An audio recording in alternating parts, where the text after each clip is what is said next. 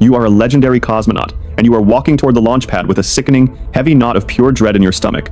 It is the dead of night. You are about to climb into a brand new spacecraft, but you already know it is a flying coffin. Your engineers found over 200 critical defects during testing. The heat shield is faulty, the attitude controls are unstable, the parachute system is completely flawed. But the politicians need a propaganda victory today, and they have forced you to fly. You know if you refuse, your best friend the backup pilot will be forced to take your place and die instead. So, you strap yourself into the cramped, claustrophobic spherical descent module. The nightmare begins the second you reach orbit. One of your solar panels violently jams and fails to deploy. Half your power is instantly gone. Without the panel, the ship cannot orient itself toward the sun. The batteries begin to rapidly drain, casting the tiny, freezing cabin into dim, flickering emergency lighting. The automatic navigation sensors completely fail. Your ship begins to tumble end over end through the blackness of space. You are violently thrown against your harness with every erratic rotation, fighting extreme nausea while you desperately fire manual thrusters to stop the dizzying spin. For 18 agonizing orbits, you fight a losing battle against a machine that wants to kill you. Mission Control orders an emergency re-entry. You manually orient the crippled ship, firing your braking engines blindly. You plunge into the atmosphere, the heat shield screaming against the friction of re-entry. By some miracle, the cabin holds together. At 23,000 feet, the sky begins to clear. The violent shaking stops. You are falling at subsonic speed. It is time to deploy the main parachute. You hit the deployment switch, bracing for the heavy, sudden jerk of the massive canvas canopy catching the air. You hear a hollow thud from the roof of the capsule, but there is no jerk. The main parachute is wedged perfectly tight inside its defective container.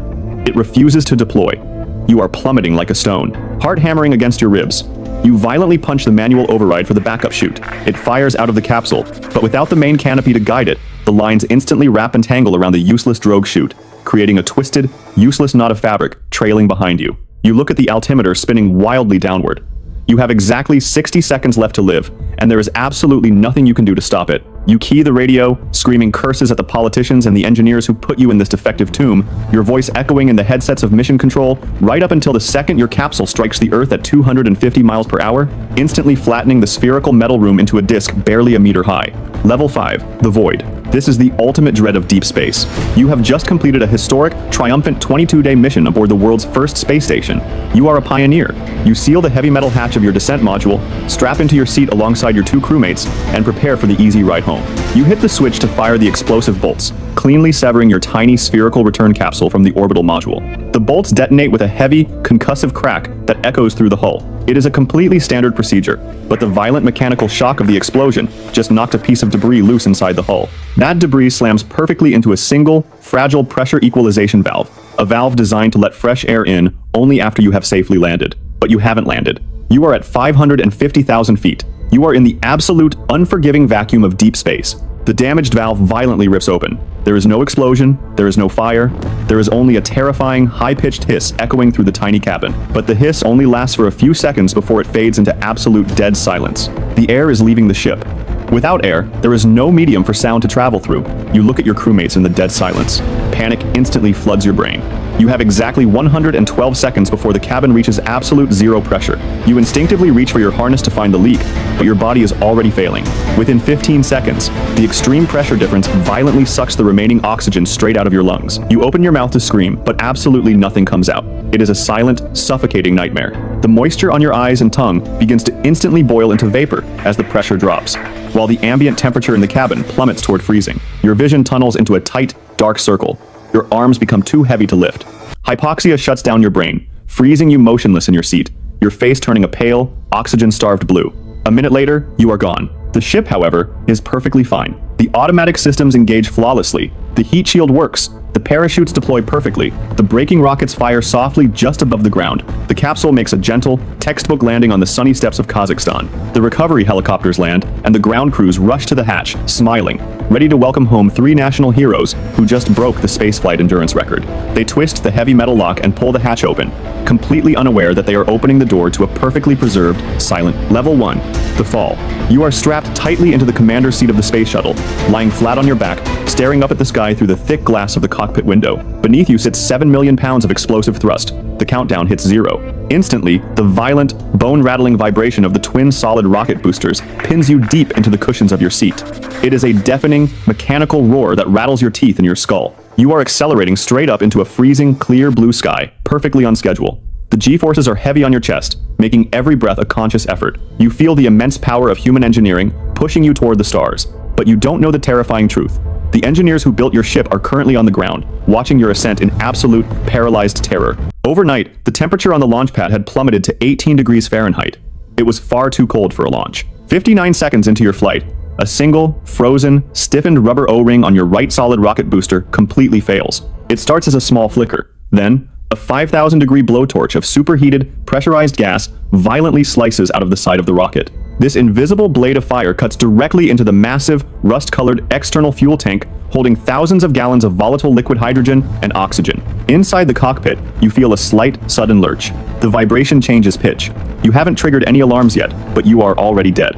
At exactly 72 seconds, traveling at Mach 1.92 at an altitude of 48,000 feet, the compromised external fuel tank catastrophically ruptures. The explosion vaporizes the shuttle instantly. The massive wings, the tail, the cargo bay, they are all torn to absolute shreds in a blinding, silent flash of white light.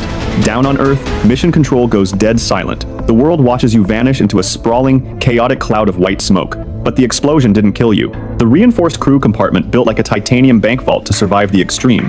Punishing forces of re-entry was blown completely clear of the blast. The emergency oxygen systems automatically engage, flooding your helmet with hissing, cold air. The terrifying reality violently sets in.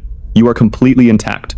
You are wide awake. You are still strapped securely to your chair in a severed metal box that has just reached the apex of a ballistic arc. You look out the window, and the sky is no longer moving up. It is moving down. You now have 2 minutes and 45 seconds of absolute, conscious freefall. The metal box spins silently as the Atlantic Ocean rushes up to meet you at 200 miles per hour. Level 2. The melt. You've survived the brutal forces of launch and made it to orbit. You unbuckle your harness and float freely in the microgravity of the space shuttle's cabin. For 16 days, you live the absolute dream. You are a hero. You conduct dozens of scientific experiments, you eat from silver pouches, and you spend your downtime floating by the window, watching the stunning, peaceful curvature of the Earth pass by in absolute silence. Every communication with mission control is upbeat. The mission is a flawless success. You pack up your gear, strap back into your seat, and prepare for the long, fiery descent back home. You have no idea that your ship is a flying coffin. 81 seconds after you launched 16 days ago, a piece of lightweight foam insulation weighing less than 2 pounds broke off the external fuel tank. It struck the leading edge of your left wing at over 1,500 miles per hour. It was a completely unnoticed, fatal blow. It punched a 6-inch hole straight through the reinforced carbon panels, designed to keep you from burning alive during re-entry. For 2 weeks, you have been living in a fatally wounded machine. Now, you are traveling at 17,000 miles per hour, dropping into the upper atmosphere. Outside your window, the blackness of space is replaced by a terrifying, brilliant pink and orange glow. The friction of the Earth's atmosphere is generating superheated plasma outside the glass. This is normal. The heat shield is supposed to take it. But the plasma finds the hole in your left wing. A stream of superheated gas, reaching temperatures of over 2,500 degrees Fahrenheit, begins pouring into the internal, fragile aluminum structure of the wing. It is hotter than the melting point of the metal. Inside the cockpit, the first warning light flashes yellow, then red. Tire pressure sensors on the left landing gear fail. Then the hydraulic sensors fail. You are reading the data on your screens. Your heart rate spiking as you realize the entire left side of your spacecraft is methodically shutting down, piece by piece. You grip the controls, but the ship is sluggish. The superheated plasma is acting like a blast furnace inside the wing, physically melting the internal struts and spars. You are flying at Mach 22, and your ship is literally dissolving into liquid metal around you. At 200,000 feet over Texas, the structural integrity of the wing completely surrenders. The left wing violently tears away from the fuselage. In a fraction of a second, the shuttle loses all aerodynamic stability. You are thrown violently against your harness as the spacecraft flips out of control, hitting a wall of dense atmosphere at hypersonic speed. The G-forces spike instantly to lethal levels, crushing you into the seat as the crew cabin is ripped apart by the sheer aerodynamic violence, scattering you into the Level 3, the G-force. You aren't in a shuttle this time. You are an Air Force test pilot strapped into the claustrophobic, dark gray cockpit of the X-15, an experimental rocket plane designed to push the very limits of human endurance. You are bolted to the wing of a massive B-52 bomber, flying at 45,000 feet. The countdown finishes, and the heavy mechanical clamps release you. You drop like a stone for a split second before you hit the ignition. 57,000 pounds of pure rocket thrust kicks you directly in the spine. You are pressed so hard into your seat you can barely inflate your lungs. The sky outside your canopy transitions rapidly from pale blue to deep purple and finally to the absolute terrifying flat black void of space. You reach an altitude of 266,000 feet. The engine cuts out. You are engulfed in complete silence. You are weightless, coasting at the very edge of the Earth's atmosphere. You are technically an astronaut, but the silence is broken by a sudden, sickening yaw.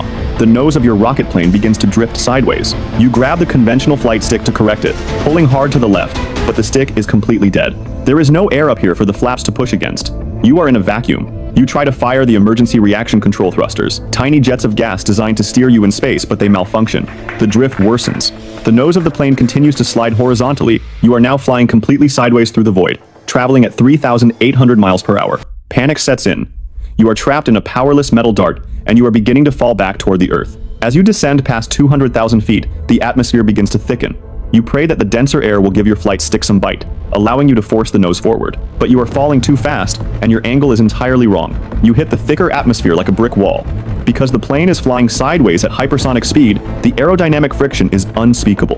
The sheer violence of the air rushing against the flat side of the fuselage creates a terrifying, deafening roar inside the cockpit.